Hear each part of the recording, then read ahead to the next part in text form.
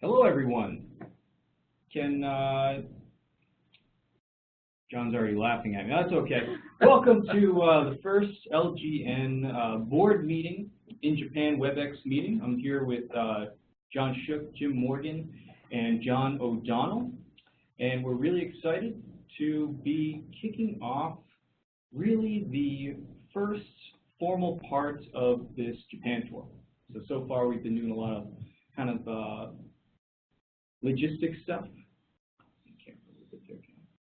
And now we're going to get on some fun stuff.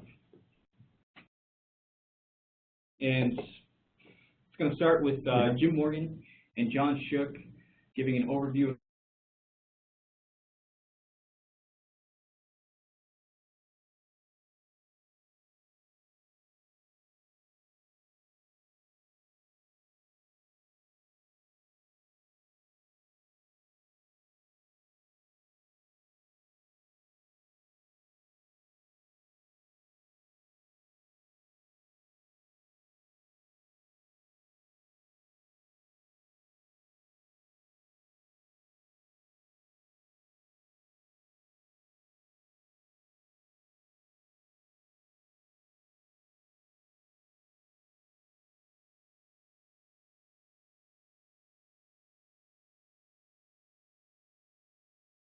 anything you want. In fact, we would encourage you to type any questions or comments or thoughts, okay?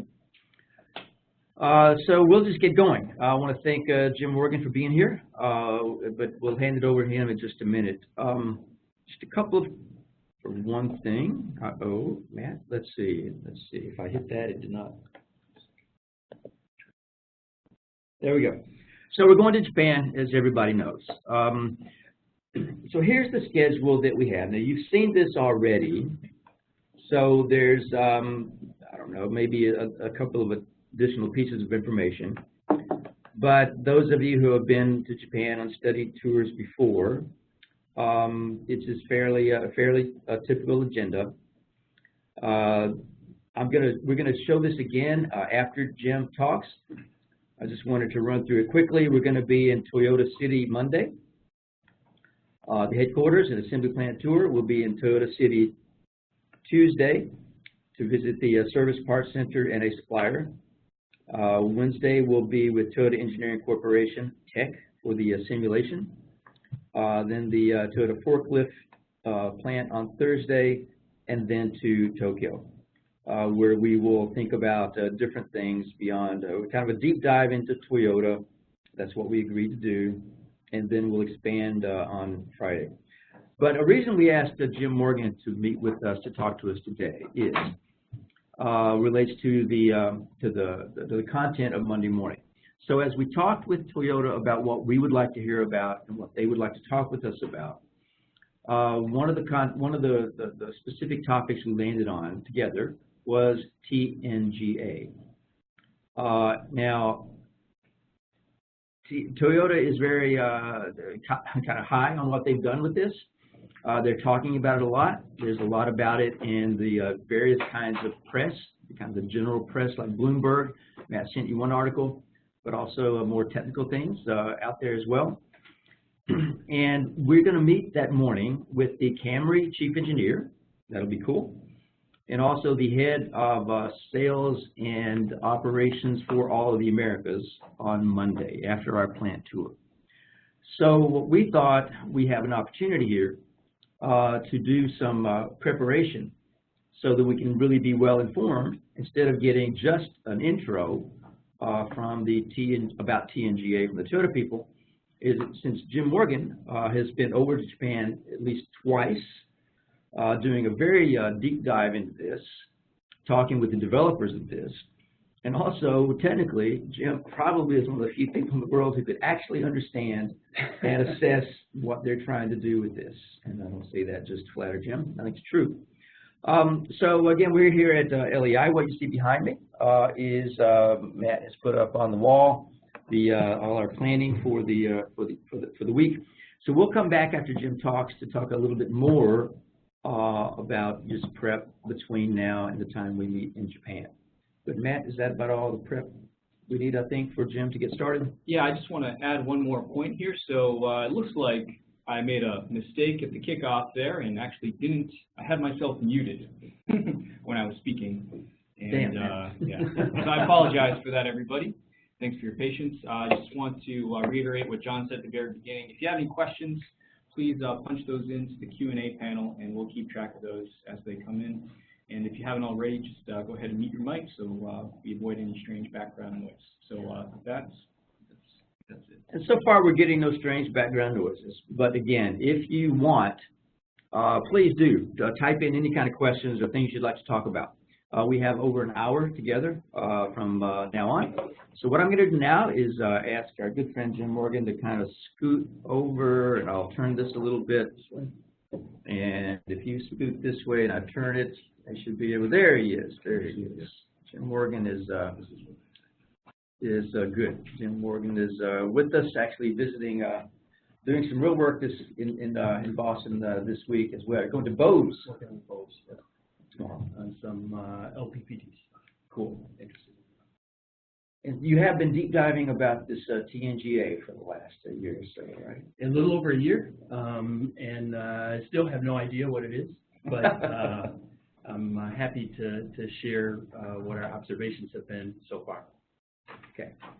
So good morning, everybody. It's really a treat to join LGN.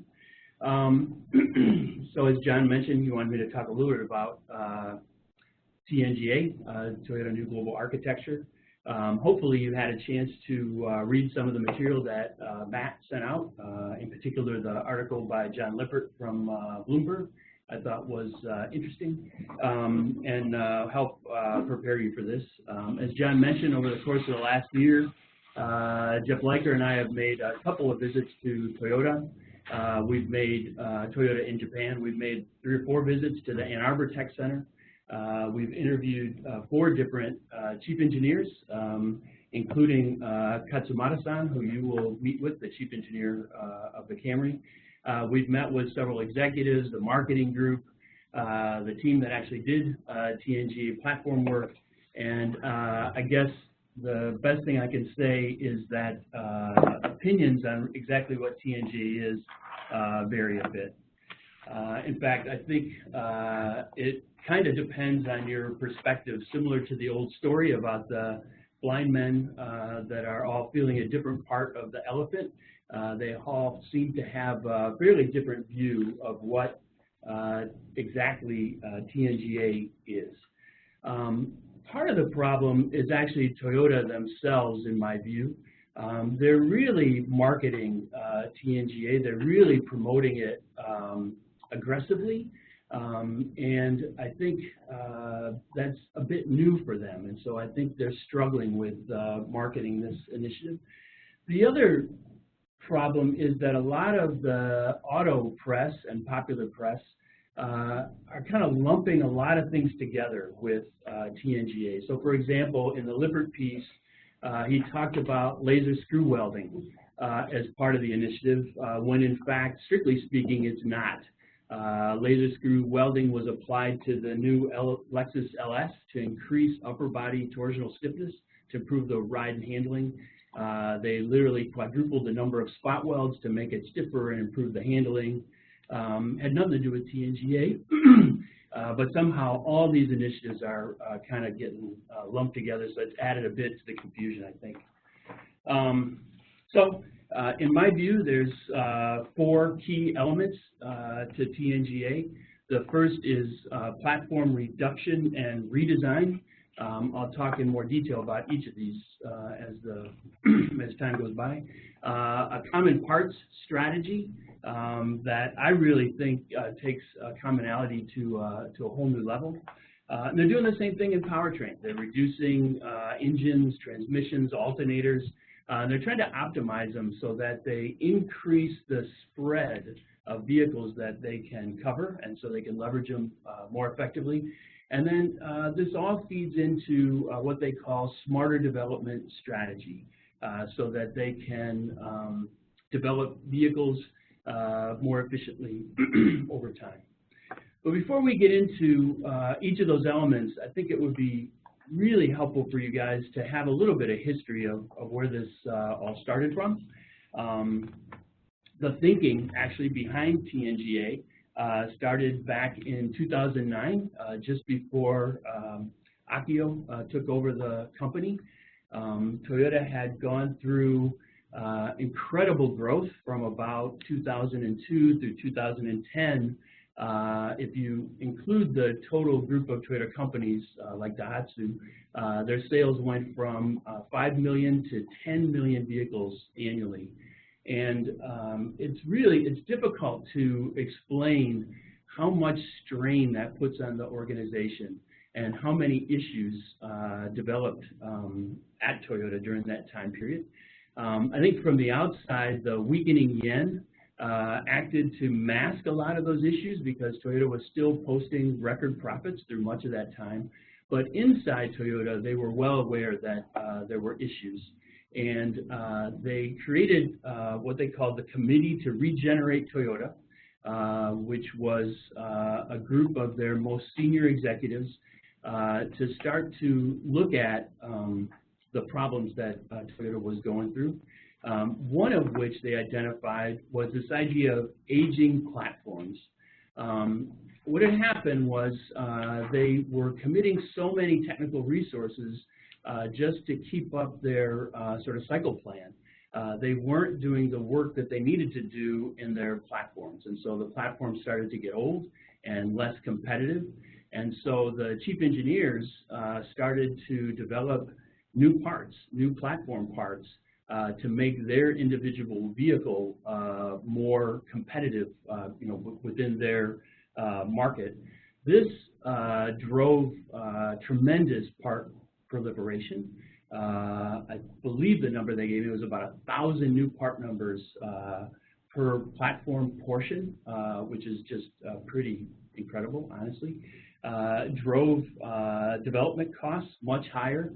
Toyota did an internal comparative study with Hyundai and found that their outside development costs, that is development costs with suppliers, were nearly 7 times greater than the costs at Hyundai. And so this committee determined that this was an important place to focus. And I already mentioned that it was really straining their internal engineering resources, especially their most experienced people and their leadership within engineering. And so they took their proposal to Akio. He, although may or may not have been aware of the platform situation itself, it really fit what he had suspected all along, that Toyota cars were increasingly uncompetitive in terms of both ride and handling and appearance. And it fit really well with his call to action for ever better cars. And so he approved this initiative. And in fact, the group called the Vehicle Structure Reform Team decided to try to turn this problem, and it was a major problem, into an opportunity, right? How could they use this situation to their advantage to do more than just a redesign of the platforms, but to sort of rethink how they develop vehicles going forward. And so in 2010, the Vehicle Structure Reform Team was born and started to do this work on TNGA. I'll start with the platforms piece. Remember, this was one of the key 4 elements that I mentioned. There are 2 pillars to this initiative. The first one is to create better products, both from a ride and handling perspective, more stability, better handling, better NVH or decreased noise, but also to do smarter development, right? How could they design this in such a way that they could develop better products, but also attack this major issue they were having with their skyrocketing development costs. They started their work from the driver's position, really focusing on the customer experience, and did their design work sort of working out from that driver's position, whether it were things like in the cockpit, or whether it was visibility or feel of the vehicle.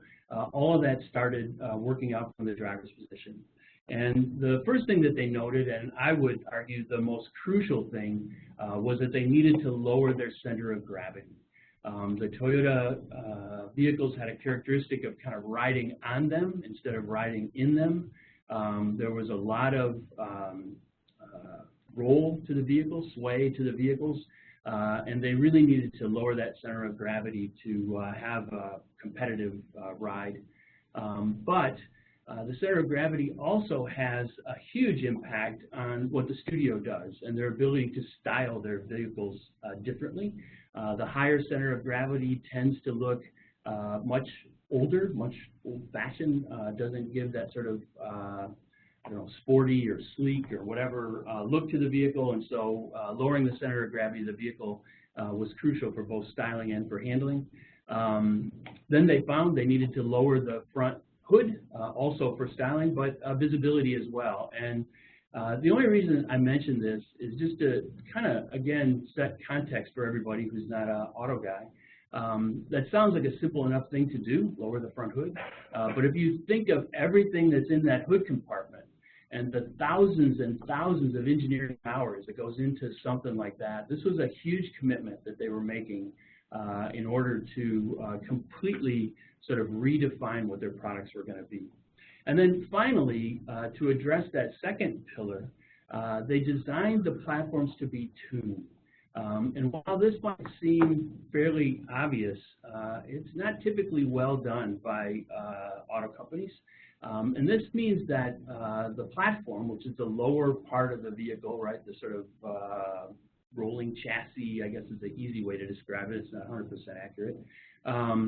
And then each new vehicle that goes on it is described as the top hat. And so you need to do some tuning of that lower part of the body to produce the characteristics that are critical for the different upper bodies that go on there. So for instance, on the K platform, which was part of this, it might have, it's the Camry, it's the Avalon, it's the Highlander. And there's a lot of different vehicles that go on that K platform, and you have to be able to tune those.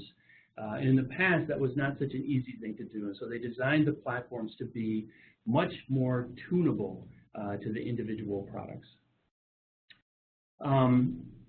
Another thing that came out of this, of course, was the standard parts or standard architecture. And this was also a very interesting conversation that we had with Ono-san, who was the guy who led this.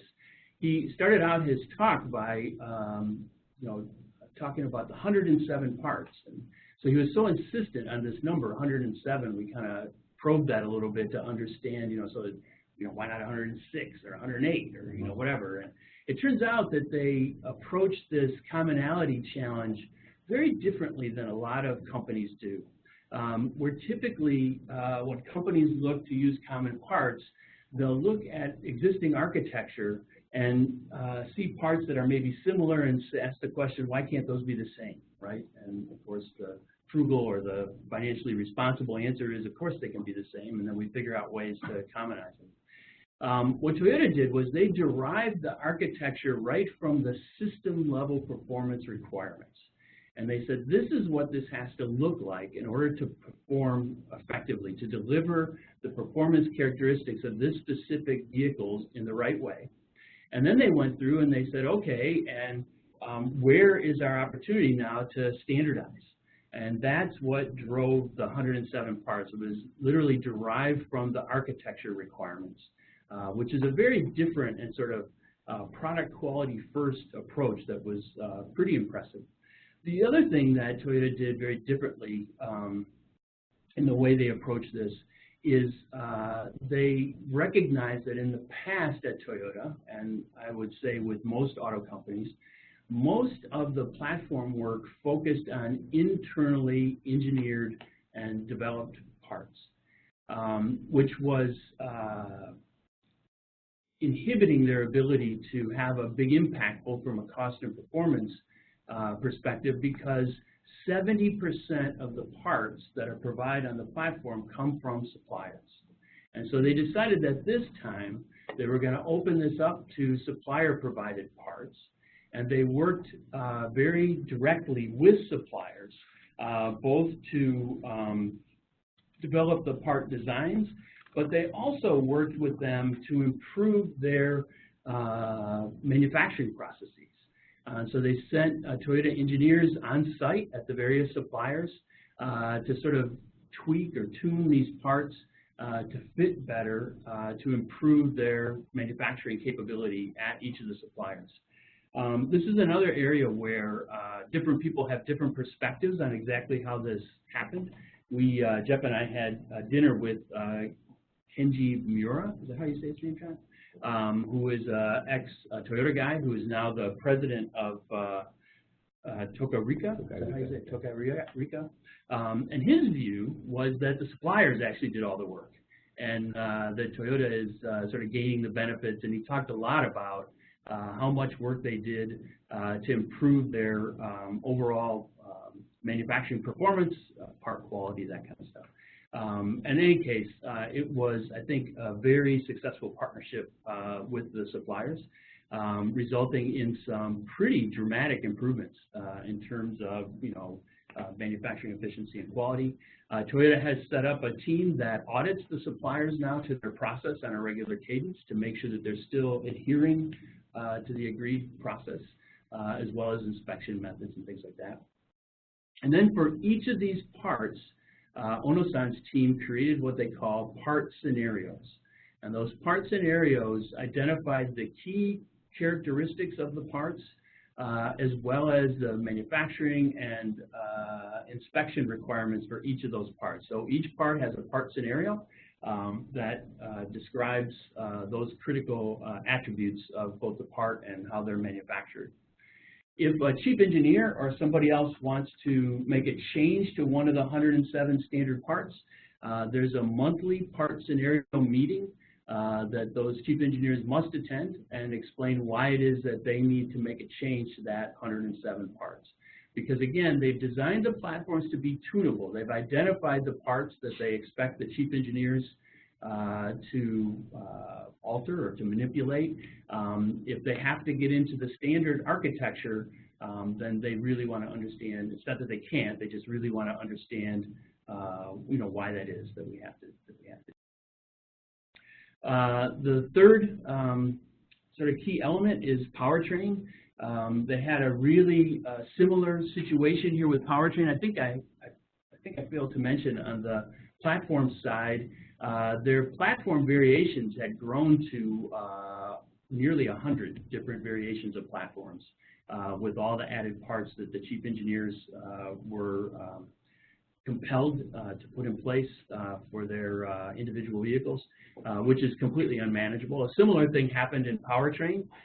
There's 16 basic engines, ballooned to over 800 variations, not just due to the chief engineer requirements, but also because of the regulatory requirements in all the various regions of the world in which Toyota works, and of course the different types of engines that they now need, whether it's gasoline or hybrid or whatever like that. But it became completely unmanageable, and so they've agreed to a major redesign of all of their engines to new elevated performance requirements, much broader bandwidth so they can reduce the overall number of engines, and of course new efficiency targets for each of the engines.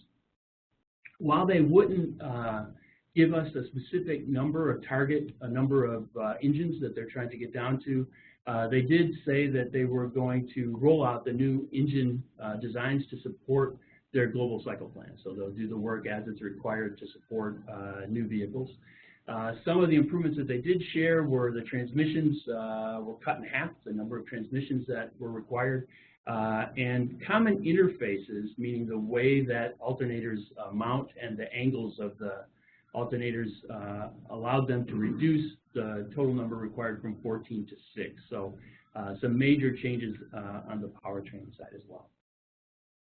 Smart development, obviously the goal was to use this sort of fixed and flexible strategy to both gain control of their programs and their skyrocketing development costs, while at the same time creating much more competitive products. And they wanted to do that in a way that still respected the chief engineer system. They're still passionate about this idea of the chief engineer for each product or entrepreneurial system developer.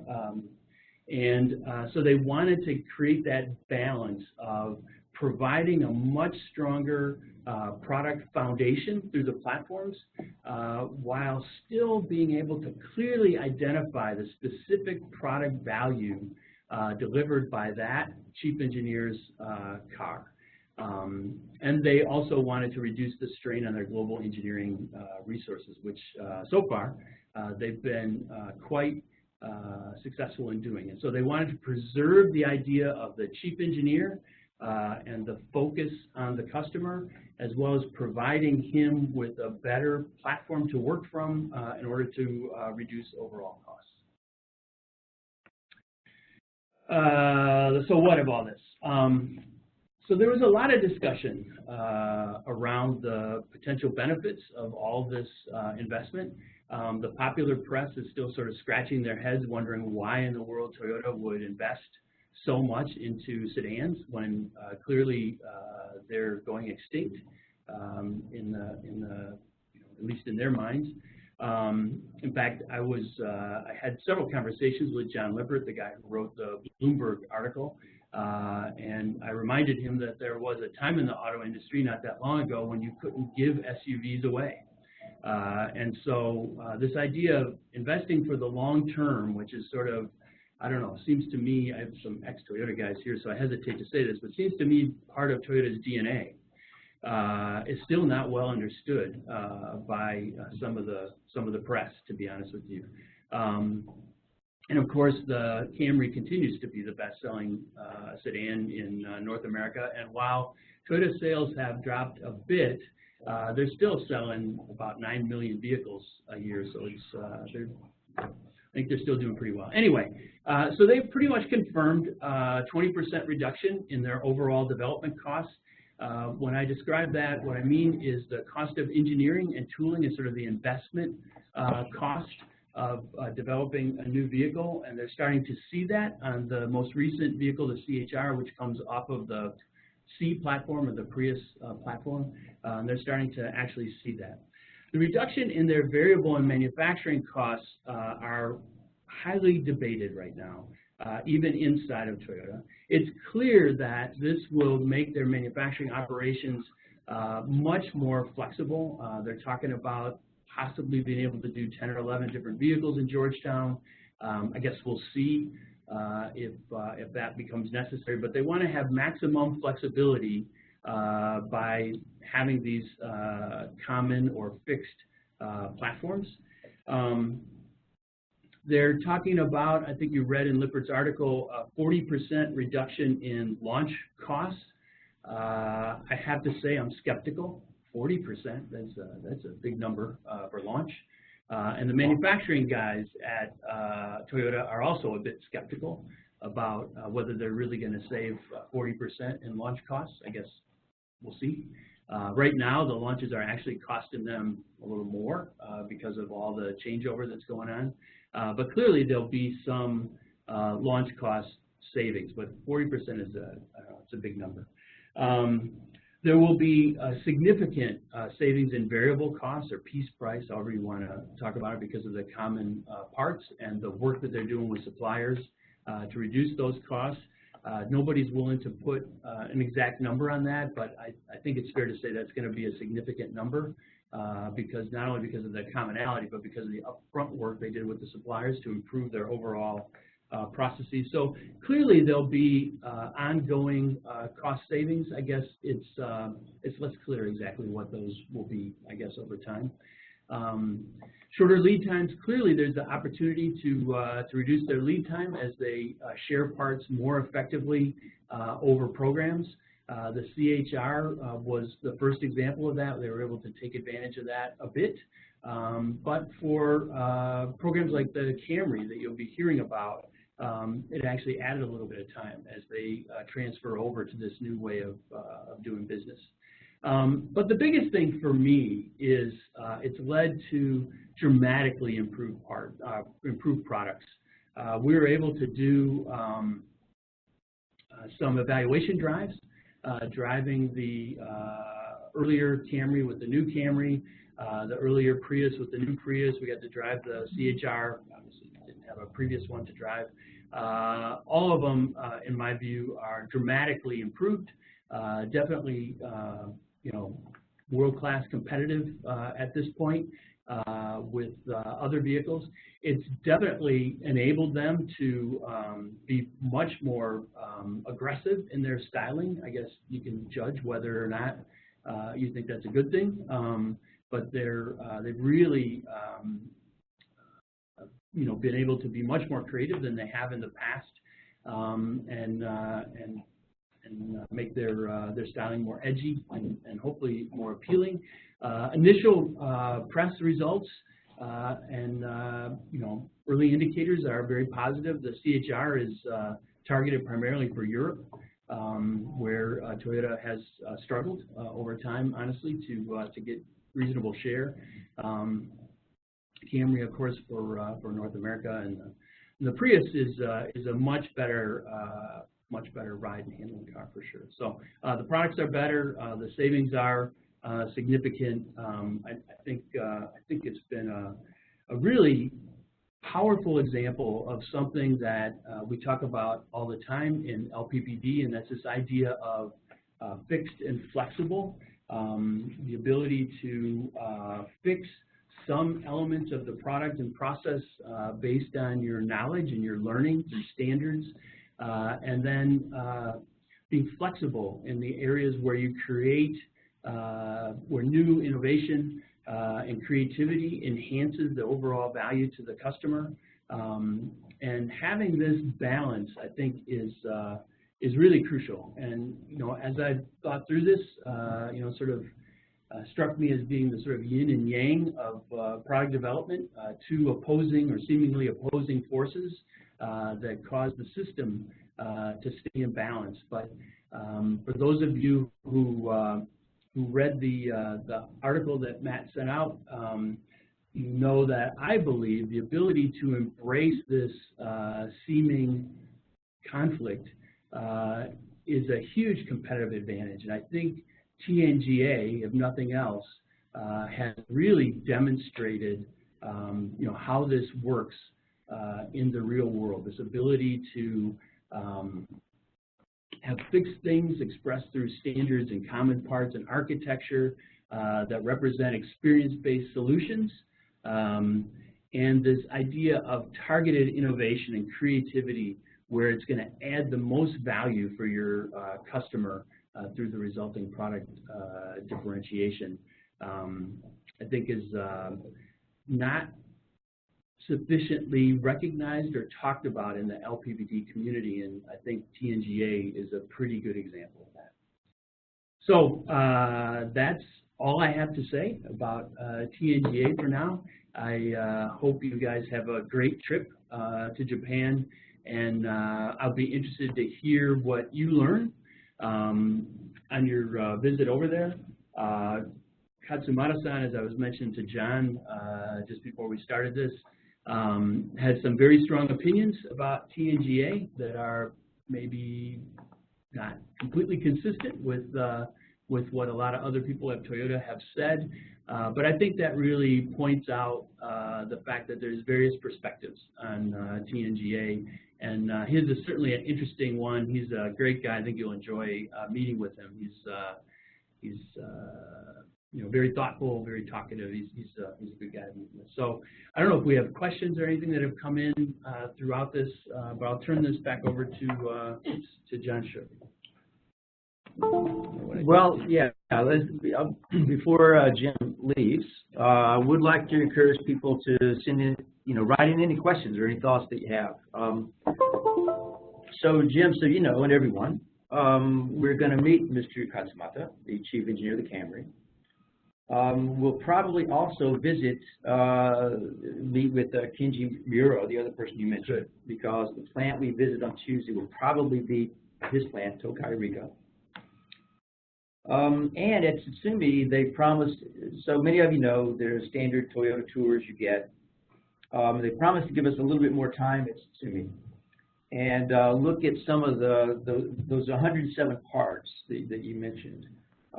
They're going to point out to us some of the places where TNGA kind of started before it became an official full-blown program and with this new completed design. So we can see some of the things that were happening at Tsutsumi with Camry production that led to it. You know, a couple of things that come to my mind that I want to mention, regardless of what people may send in as questions or not. But it's remarkable. So we all you know, tee off of Toyota a lot. And Jim, you've written one book, now writing another, about Toyota's development. And one of the things that comes to mind is that they used to have, Toyota had this slogan called "Fun to Drive." And what they found, what you just told us, was they were neither fun to look at nor fun to drive. Now, they've been successful selling cars, right. So that's a good thing. But on the other hand, the two, when you're after volume, the two they're competing against for top volume are GM and Volkswagen. Mm-hmm. Also not necessarily the most fun to look at or fun to drive. So going after performance, and the fact that, you know, that you mentioned it today, but I'll tell people when we've talked privately before, they were quite behind. Right. Even behind, not only not leading, they were behind the industry, you know, average or standard in a lot of these things, which is just a fact.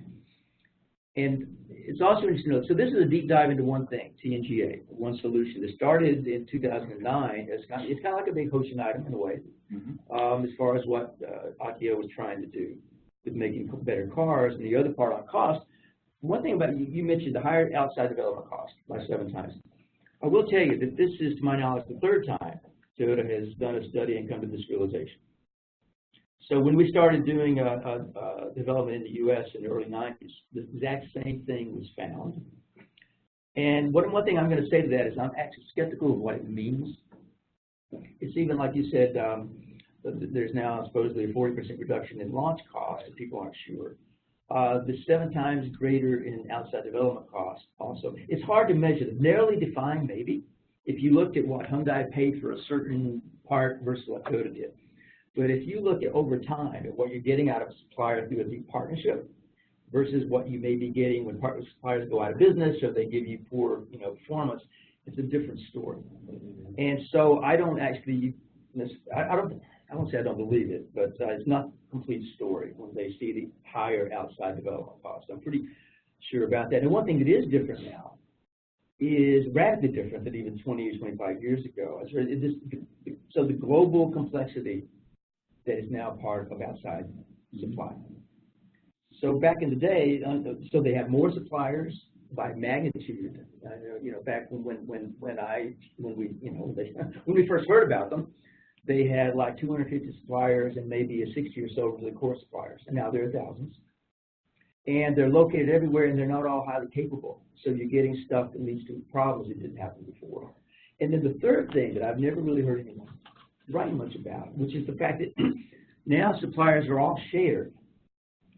So any advantage you get from a close relationship with the supplier is going to pretty quickly go to everyone else. So now everyone uses the same suppliers. We're back in the day where the GM had their own captive inside suppliers. Toyota certainly did, and Nissan did. And so that's a huge difference in this way of understanding what the cost is out of the supply basis.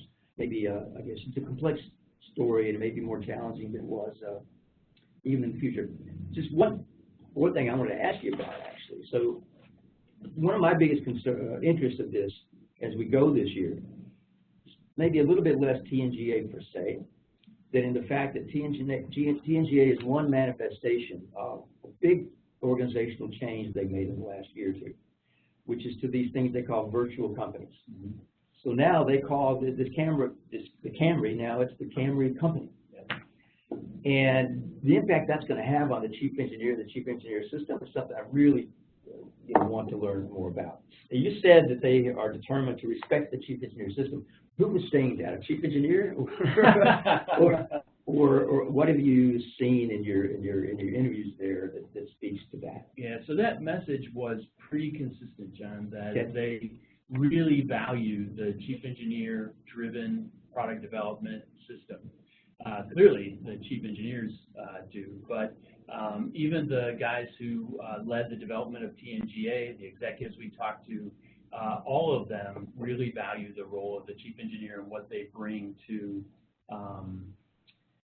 the successful development of Toyota products. However, I would say on the platform side, there's this idea of we need to better define their sandbox. We need to better define the area in which they're going to play. And that's this idea of providing them with a fully competitive platform on which to build their particular vehicle. And so that's the sort of so what that's changed over the last few years, or what they tend to, they intend to change. This focus on the virtual companies is also really interesting, and something that we talked to them a bit about, the Camry company. And they're doing even more than that, right? They're identifying some formal organizational changes, which is beyond the scope of this discussion. But the whole idea is thinking about how you take this enormous company, enormous global company with all these different products and all these different aspects, and have them operate closer to the customer, right?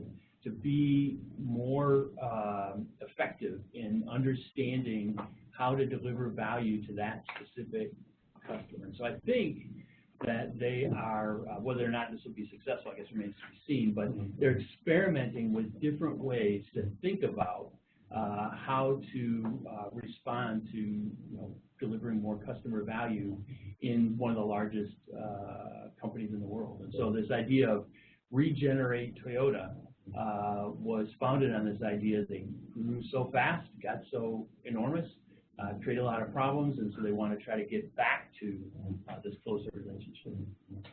Okay, cool. So, not sure. A couple of questions have come in. This is actually from Mark there. Okay. All right. All right. So Alistair is asking hydrogen or electric, What is their future direction? So the future direction is both, Alistair. Toyota, so this is another one where opinions vary even within Toyota. But the general feeling is that electric is a step in the right direction, but it's not the ultimate answer to sustainable automotive technology. I think longer term, Toyota's thinking hydrogen, the Mirai, and they're doing some really interesting things because they realize fully that infrastructure is a huge issue with hydrogen, and so they're partnering with other organizations like the Japanese government on an initiative called Hydrogen Powered Society. They're partnering with the government in California to try and create some of this infrastructure, and they realize that doing this just for cars is never going to pay. And so until they develop a broader strategy, they're not going to have the infrastructure that will make sense. And so starting with the 2020 Olympics that will be in Japan, yes. You'll see a demonstration of hydrogen-powered society at the Olympics, where the vehicles and some of the venues and whatever will all be sort of powered by hydrogen. And so they're working at this very methodically. We were able to test drive Mirai. We were able to go to the plant and watch them build Mirai. They're investing a ton in this. They've made huge discoveries from everything from the fuel tanks to the, it's amazing. They've released all their patents, made them all available to anybody who wants them. Because they want to build this critical mass of people that are engaging in hydrogen research. And I think it's no coincidence that recently GM, and of course Honda's been at it for a while, but GM and some others have renewed their interest in hydrogen and sort of restarted some of that research. So the answer to your question, Alistair, I apologize, I digress, is both. You'll see some, they already have some plug-in hybrids. You'll see some full electric vehicles coming out very soon, but they're going to continue to work on and drive for hydrogen-powered vehicles.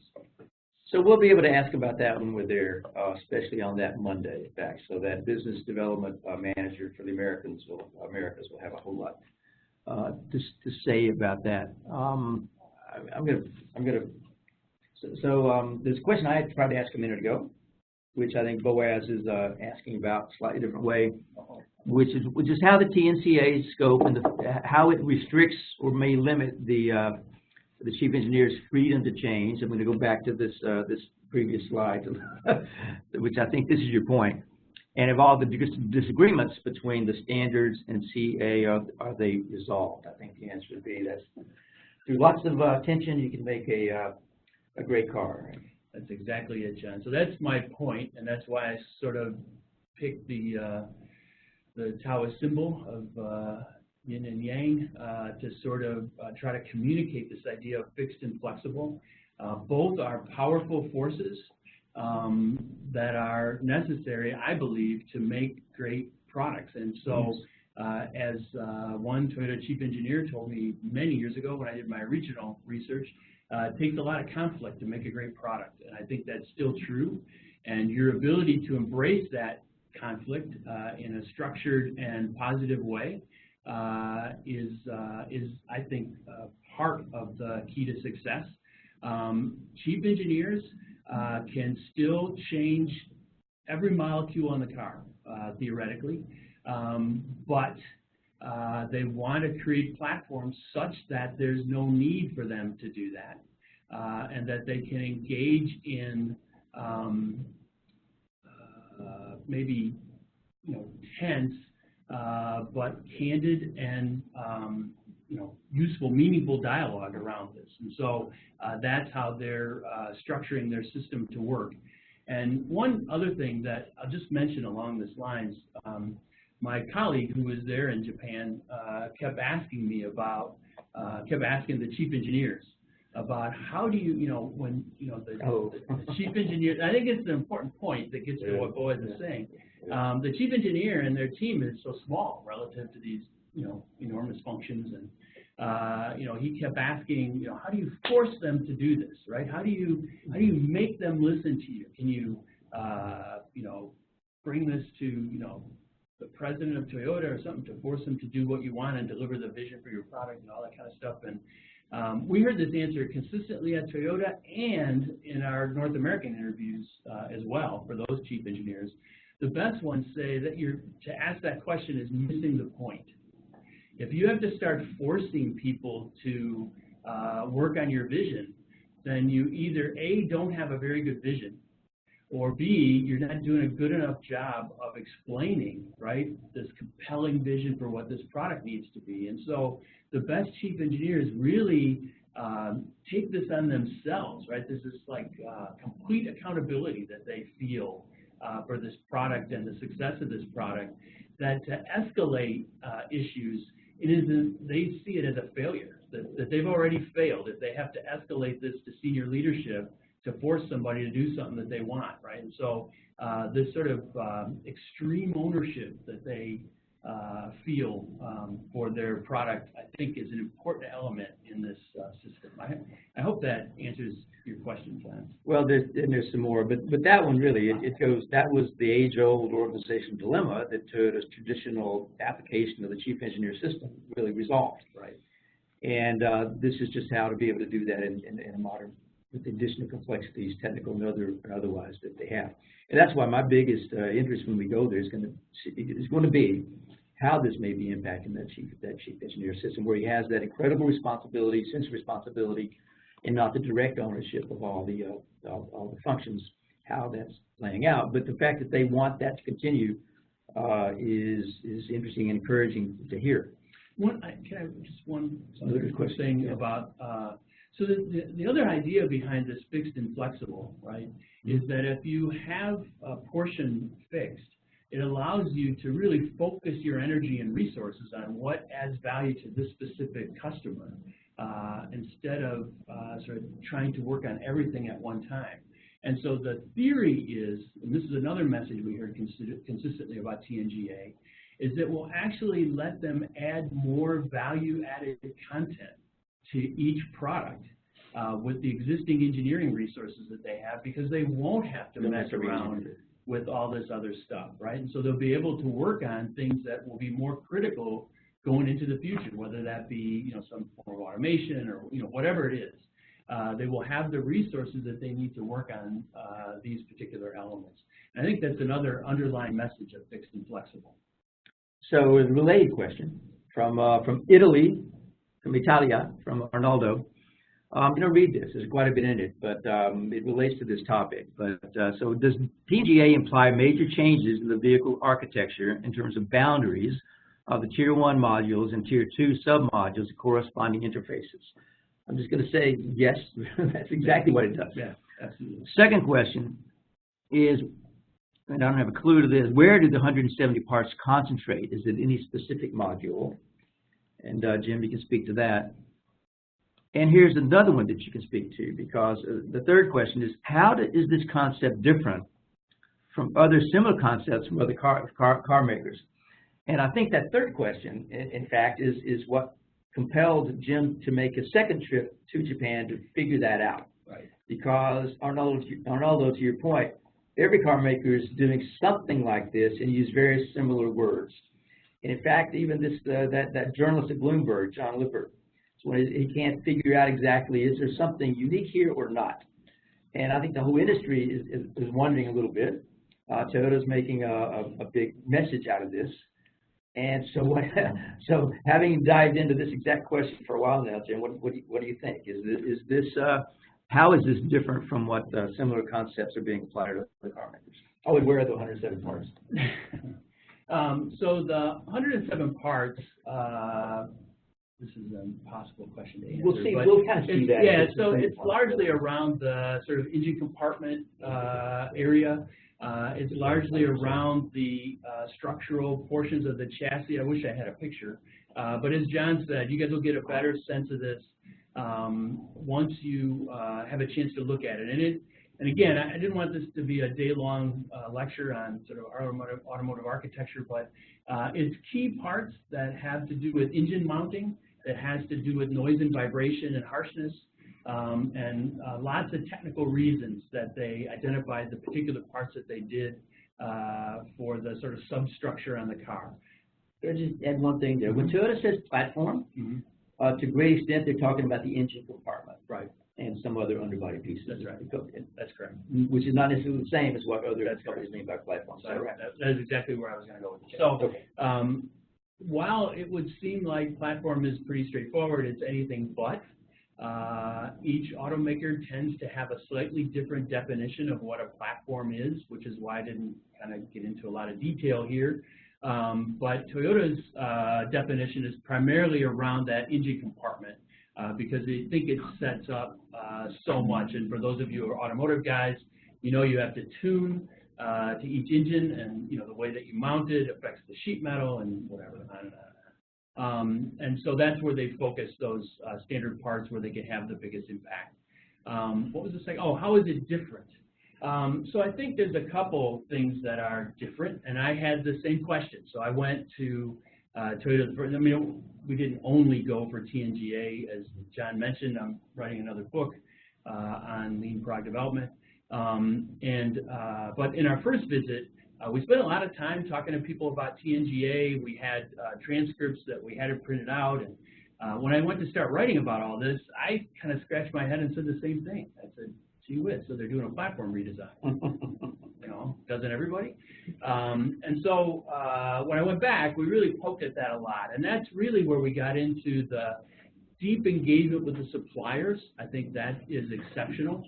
I think the level of manufacturing flexibility that they're able to achieve, not only from the standard parts, but from standard interfaces, locators, inspection methods, are going to lead to even more flexible plants, leading up to 10 or 11 vehicles per plant, as many as 8 or 9 per line, which is really aggressive. So it involves suppliers, it involved sort of the manufacturing piece of this. It also is a major powertrain change that redefines interfaces. I think that's different. And then I think the philosophy piece around how they're going to operate going forward is also unique to Toyota. So there's both some common elements and some things that are a bit different and unique to Toyota's approach to this. Okay, great, thanks. So there are a couple more questions about it, but I think there are things we can both learn there, but also you could answer by jotting down an email. So either the questions people have sent so far or any additional ones, please send questions. Happy to write. But some of the, I think some things can also be found if you read the 2 pieces that Jim already wrote. You're in the middle of writing more about this particular topic, right? I am. Great. All right. Well, thanks for being with us. We're into this about an hour this morning. I wanted to move on to a couple more things, including circle back around. I'm going to ask Matt to kind of join again here. I don't know if the camera's working now or not. Actually, It is. it is. So back to the weekly schedule. So we just took a deep dive. We're going to be well prepared, I think, for the discussions we're going to have with those guys on Monday. Again, it's going to be with the chief engineer of the Camry. We'll go to the Suzuki plant and look at it, and also look at it in ways where we can see some of the precursor work that preceded the TNGA work, chief engineer, and then talk more strategically with the head of America's sales and operations. It'll end fairly early. What we're trying to do every day is not be too jam-packed in terms of the actual schedule. We're giving ourselves plenty of time to talk, both on the bus, also at some of the sites we visit, and back at the hotel. So we'll end fairly early on Monday. We're thinking after visiting Toyota itself, go to the commemorative museum. And then the next day, again, we're not exactly sure about the supplier visit. They're still finalizing exactly which one, but what we think it's going to be is Tokai Rika. But we do know we'll visit the Oguchi Service Parts Center. Just so you know, just so you don't, I think you do know, but 40 people is a bit of a challenge in terms of asking people to host us, and finding places that 40 people can get in and out of. It creates kind of some restrictions. We're going to be in the same hotel all the way through Thursday. So in fact, the tech operation training center, where we're going to do a simulation, I think it's walking distance. Walking distance, that's right. So we're going to be able to enjoy, stop off at 7-Eleven and stop and buy snacks along the way, and then the forklift plant. And Friday, we're still keeping flexible. There's still a few different things we could do. We're in touch with Taka Fujimoto at Tokyo University. We're going to use his Monozukuri Kaizen Center. We have his training room available to us all day. We're also thinking about doing a different kind of a tour on that day as well. And we'll talk about that more next WebEx, which we wanted to talk about here before we leave here this morning. So here's a slide that shows what we know about who's coming so far. And we're going to, Matt will send this to you as a slide deck or PDF as soon as we finish. But that's who's coming. I may as well mention it here. Actually, I'll mention it here. That's who's coming. Not everyone's paid. Your first payment was due on the 15th. We have not received all those payments. Those of you who have not paid, you know who you are. We do need the next payment, the second one, first and second, by the time of the next webinar, which will give you that. But so the next payment is due August 15th. And we really do need to do that because we have to make these payments in advance. It's one of the hard things about organizing these tours in general, as our good friends in Turkey could tell us.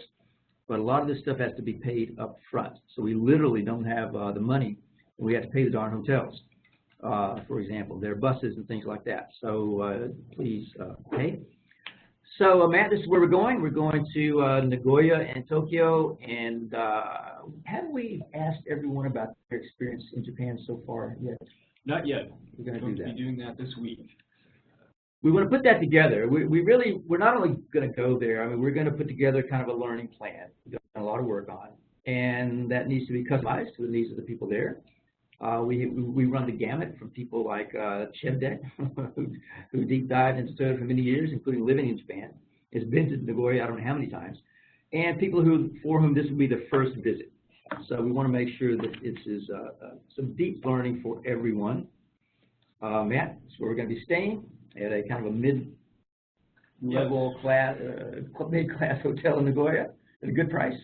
That's right. So we're going to be spending most of our week at the Nagoya Tokyo, pretty standard hotel. We're going to wrap things up at maybe the finest hospitality experience in Tokyo. Which means, if it's the finest hospitality experience in Tokyo, it must be the finest hospitality experience in the world. That's a fair statement. So we're going to have one night at pretty incredible accommodations. So that should be a great experience. It's the only place in Tokyo. So Tokyo is a very modern city. So this is a modern ryokan, which is a traditional Japanese inn, but with a Tokyo flair to it. And it is the only hotel in Tokyo with a natural hot spring. So we'll all have to get up on the roof and hop in the hot spring when the week wraps up.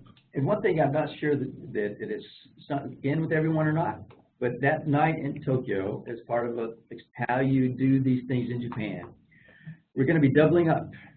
It's going to be mostly double rooms. That's right. And so it'll be fun. The opportunity to wear a Japanese summer kimono yukata thing if you wish, and the hot tub, and it will be a cool experience for sure. And this is all the food that Matt is lining up. So we're running the gamut here. We're going to try to take you through every fine component of Japanese cuisine. We'll be eating some grilled yakiniku, beef, some chicken, of course fish. You know, there's some photos there to kind of get the feel for it. But should be nobody's going to go hungry during the week. It should be great eating and drinking. Well, one photo that's not there is we really want to somehow squeeze in a dining experience where you go to a 7-Eleven convenience store and you buy prepared food to have for lunch or breakfast or a dinner. It's amazing how you can have just a great meal out of a convenience store. So hopefully we can work that in. Yeah, maybe on Friday. Yeah, Friday, maybe on Friday. Or Saturday, or Friday at the Shinoya. So we're going to do another webinar, and looking at August 14th, we'll tell you in a moment, maybe two more. We want to talk a little bit more about what we want to explore together while we're there. But here's what we've come up as kind of the three purposes of this visit. And you'll see a funny slide there, which I will share maybe next time and go into in some detail. It's a double funnel slide that shows kind of the influences on Toyota, what they did during a 30-year period to develop their processes, their systems, and then what's happened the last 30 years or so. So we want to reflect on the history and context behind lean thinking and practice, going to the Gemba, where it all came from. And the words here, lean is not uniquely Japanese. This lesson goes all the way back to a major theme, really a machine that changed the world, and lean thinking. But here's a statement that could be phrased as a question, but it says it could only have been invented in Japan. But we could think of that as a question. And in fact, maybe phrase the question as, of this stuff, whether we call it lean thinking practice or even what we think about Toyota's methods, what about that is Japanese, if anything? Your answer, imagine a continuum between 0 and 100. I think you could say it's 0. I think after a week there, you may say it's not 0. You could say it's 100, but all our experience of what's happened outside Japan the last 30 years says it's not 100. But I think exploring that is maybe the main, a main learning theme of the week. What about this could only have been born in Japan? And I have somewhat of a view on this, but I think we can explore it with questions. The next thing is and this has to do with meeting with the TNGA people, the Canvas Chief Engineer, and having Jim Morgan kindly meet with us this morning, was to understand the current state of lean thinking practice. So what is Toyota thinking about? So when they came up, Toyota came up with TNGA, we said, what is it you're thinking about? What is it you're really working on that you think is going to take you into the future? And that was one of the topics that they, well, that's the topic mainly that they recommended. There are other things, including Alistair's question about electric versus hydrogen. Of course, they're working on that, as everyone is. But what, for various dimensions of this, what is the current state of lean thinking practice at the place where this all came from? And then finally, kind of for us, so we can learn together and energize so we can be more effective at spreading lean thinking practice. That has a technical piece, learning about TNGA. We're going to all be pretty knowledgeable about that by the time this is all over. But as we get knowledgeable about more technical things, but also just re-energize about some of the basics as well as we go and see and learn together. So there's going to be more we'll say about this. I'm thinking to say more of this for next time, Matt. But we'll send this slide deck around. And here's some things to think about, I guess. Reflection questions. We're thinking of these as the initial set of reflection questions for the week. And we'll maybe discuss them a little bit more on August 14th. But in terms of the history and context, since 1950, how has Toyota made the world better? You know, as these ideas have developed and then been shared. And this is 2007. Okay, here we are as a Lean Global Network. You could say that this is the 20th anniversary. That's what Jim would say. But in terms of formalizing, it's our 10th anniversary. So what have we done to capitalize on what Toyota had done before, and what new things are happening since, and challenge ourselves going forward in the future state. So how is Toyota innovating lean thinking in practice? Again, we're going to get a good look at that. And then what are we doing to make the world better? What are we doing to innovate our own thinking, our own practice?